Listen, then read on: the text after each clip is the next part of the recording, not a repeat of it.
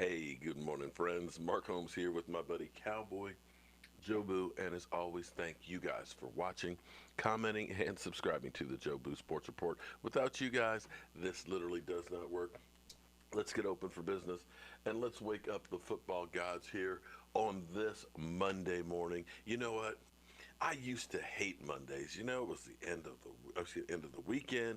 You got to go back to work.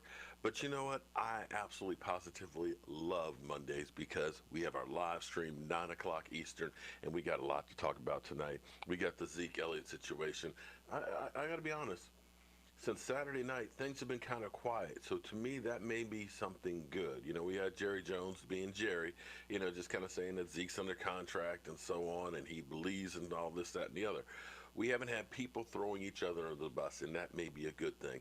Maybe today, tomorrow, we'll start getting a face-to-face meeting. For me, I say we need to get Jerry, Steven, and Zeke in a room together and just hammer this deal out and get it done.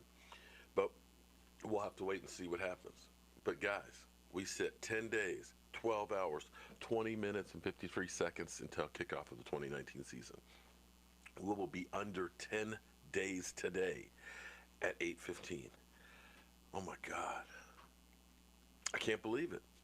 I literally cannot believe it.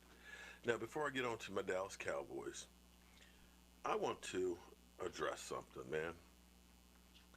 Andrew Luck retiring came out of left field. Nobody expected that. Vegas wouldn't have even had odds on that one. But, unless you have been in somebody else's shoes, you cannot judge. It always bothers me. I love football. I think football is the greatest sport out there. Football has taught me so much that when you think you have nothing else left in you to give, it teaches you you can give more. Coach Joe Brzezicki taught us that. He literally burned the hell of every single drop of energy out of us, I remember. It also teaches you teammate, being a team player, depending on others. When shit is at its worst, realizing that you, as part of a team, can come together and succeed. It's taught me hard work ethics. And I love football. I think about football every single day. You guys know I talk about football every single day. But unless you've played football, and I have no idea what it is on that professional level, what they go through. I got hints. I know enough people. I see enough of the damage that football does. And what these guys do on a daily basis, 365 days a year, for our entertainment is inhuman. Between the medication, the shots, the rehab, the training, they're asked to do things that are not capable. If you've been in a car accident and you've gone to the hospital and you got a neck brace, understand that playing a football game on a professional level is like going through about 25 or 30 of those in one day. Some of these guys, the day after playing a game, can't get out of bed. Sometimes these guys have been knocked so silly that they cannot take light. I've been in the point where I had a concussion. We didn't know what we know now about concussions.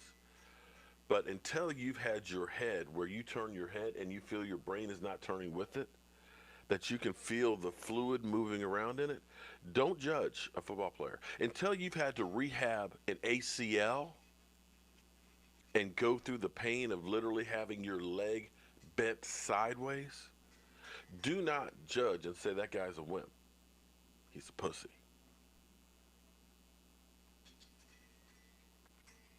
Football football players are modern day gladiators.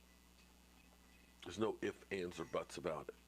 And for somebody like Doug Gottlieb basically to, call him a wimp, dude, I'd like to see you do 5% of what one of these NFL players do. Troy Aikman called his ass out. Troy Aikman went after him as he should. This is total bullshit, Doug. What qualifies you to decide how someone should live their life? So now you're authority on what motivates Andrew Luck, and if he decides not to, that it doesn't fit into what you think is best for him, then you rip him. Guess that keeps you employed on FS1. Nice. Now it's no um, secret that Troy Aikman does not like FS1, even though he's employed by Fox. He ripped him, of course, for hiring Skip Bayless because, of course, Skip Bayless is kind of a shock jock and made claims that Troy Aikman was gay, you know. And the thing about sports talk now is it's gotten to be more like shock jocks. It's not any longer putting out the stats, the statistics, and letting you decide. It's forcing an issue and creating a storm. I want to read something to you guys, and maybe this will help to understand. And this was actually written in 2013. Brad Johnson's for this April day is a light one. Tutor a young quarterback on throwing mechanics in the afternoon, have dinner with his family in the evening. But first he has to get out of bed and down the set of stairs of his home. It's the hardest part of his day every day. I go down one step at a time with 2 feet. One step, one step, one step, says the 44-year-old former NFL quarterback. My 73-year-old dad was visiting, and I told my son to help him get his suitcase up the steps. He walks slowly, and he's got bad knees. He starts walking, and my son turns to me and said, "Dad, he walks just like you." Retired since 2008, Johnson says he's happier today, mentoring young quarterbacks and coaching his son's football and basketball, and that he's doing the 17 seasons than doing the 17 season in the NFL. He won a Super Bowl and made enough money to spend his life, most of his life, with his family, wife, Nikki, and sons, 10, 12. But that came at a price, one that more than 200 rookies will begin to face this summer after this NFL's draft. Johnson's advice: you've got to do the work. You've got to put in the time. Otherwise, you'll be passed by somebody that's better than you. If you can play, you play. And the pain, you live with it. For his wife, it's hard to witness. I hate it for him. I think about what it'll be like 10, 20 years from now, she goes on. In the fall of 1997, Johnson began to feel a crick in his neck. In his second to last season with the Minnesota Vikings, Johnson was sent on a few quarterback sneaks in short yardage situation and losses to Detroit Lions and New York Jets. Over time, his neck stiffened up. When it was time to drive to the stadium for a Monday night game versus the Green Bay Packers, Johnson realized he couldn't safely operate a car. He asked his mother to take him. Early in the game, Johnson attempted to pass to a wide open Chris Carter, streaking 30 yards down the seam. Johnson's laid duck through awfully short. I knew something was wrong, but I couldn't explain it, he said. I was in the huddle and I didn't know. I can't throw a screen pass. Johnson was pulled in the third quarter after fumbling twice. A grip test later relieved he only had 9% strength in his right hand. He couldn't even palm a football. 44 years old. And he's having a hard time getting out of bed. It's real easy for somebody sitting behind a camera who's not putting their life on the line, their quality of life on the line, to say, "Oh, go out there. You know, you're a wimp. You can't do rehab?"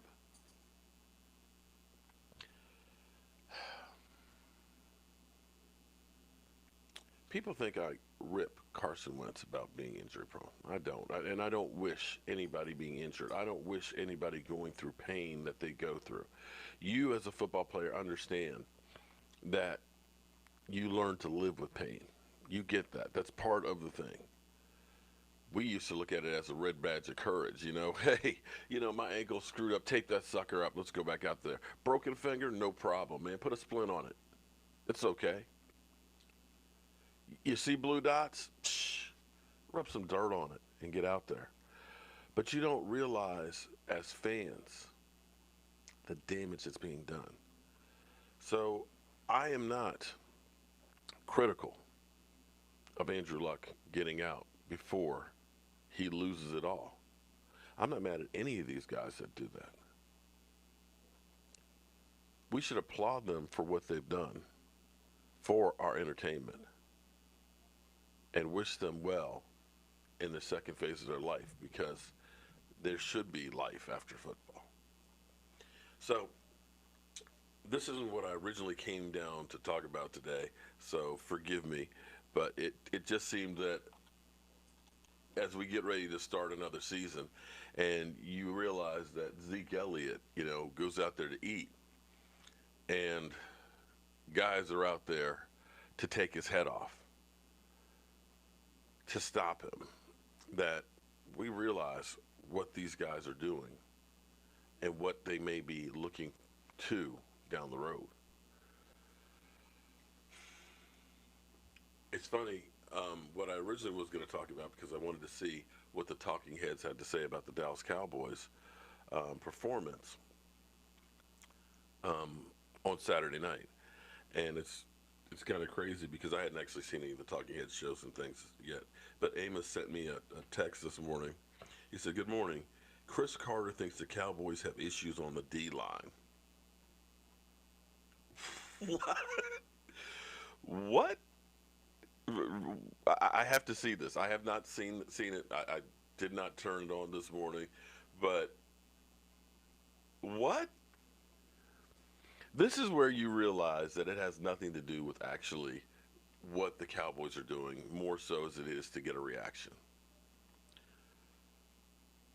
There's 32 teams, yet it's amazing how the Dallas Cowboys and what they're doing is always first and foremost.